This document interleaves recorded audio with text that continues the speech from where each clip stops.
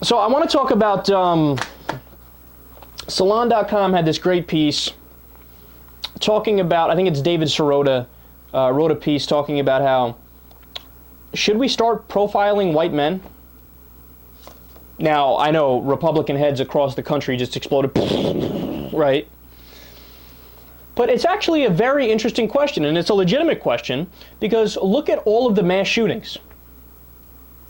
The only one I could think of that was done by a black person, or just anybody who wasn't white, is the DC sniper years and years and years ago. All the ones since are done by white men.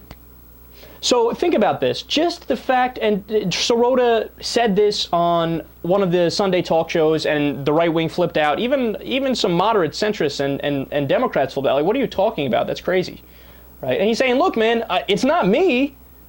What's the reality? In all of the mass shootings, who has been doing it? It's white men, right? I'm not making that up. I'm not imagining it. That's the reality of the situation, right? But look at the response. The response, people have a knee-jerk reaction to that where they say, hell no. Hell no, hell no, hell no. I'm not going to profile white men. What are you, crazy?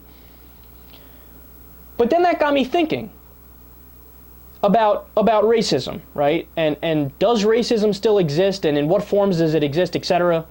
Well, first of all, spoiler alert, yes, it does still exist. I know the Republicans like to think that since we elected Barack Obama, all of a sudden racism, it's gone. We're all good now, guys. We're good.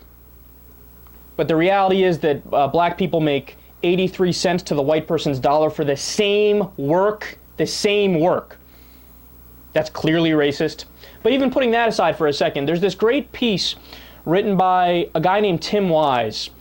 And I think it's so brilliant. I just wanted to share it with you guys so you get a good idea of the kind of racism that still exists, because a lot of people really think it doesn't exist anymore. But listen to this and then let this marinate for a little bit and you make your own decision.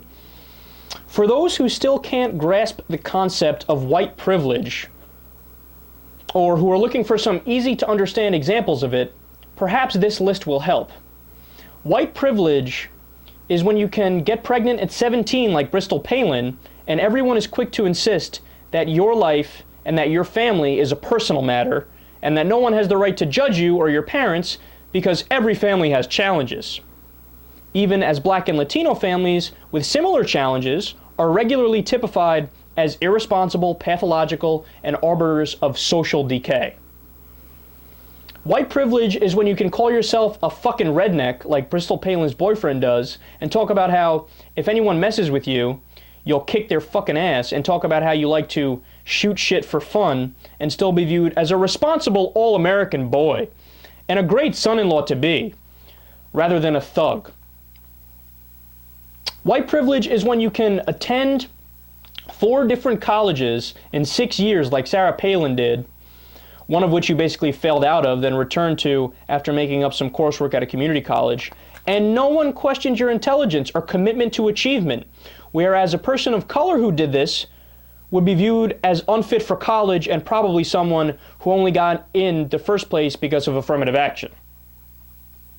White privilege is when you can claim that being mayor of a town smaller than most medium-sized colleges, and then governor of a state with about the same number of people as the lower fifth of Manhattan Island, makes you ready to potentially be president, and people don't all piss on themselves with laughter, while being a black U.S. senator, two-term state senator, and constitutional law scholar means you're untested.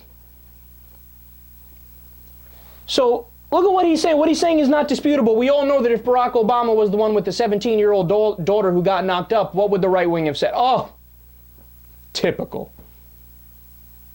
We all know that if it was Barack Obama whose daughter was dating a guy that had up on his Facebook page, I'm a fucking thug or I'm a fucking gangster, everybody would say, oh, the unfit for the White House.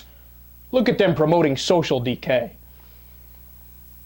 But when it was Sarah Palin and her family, that's a personal matter, that's personal matter, that's personal matter. Now, even if you are the most hardcore conservative and you're listening to this right now, you have to concede that you know all of that is true. There's a double standard for white people and black people. You know beyond any doubt that if it was all black people who committed the mass shootings like white men do,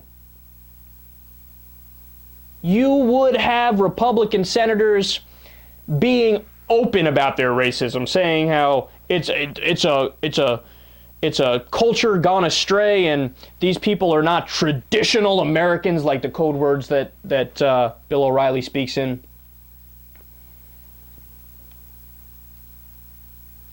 The point that I'm trying to get at, which is one that I don't think is controversial at all, is that this, with the same kind of ferocity that people had the backlash to David Sirota, and they said, whoa, whoa, whoa, whoa, whoa, what are you talking about? We're not going to start profiling white people.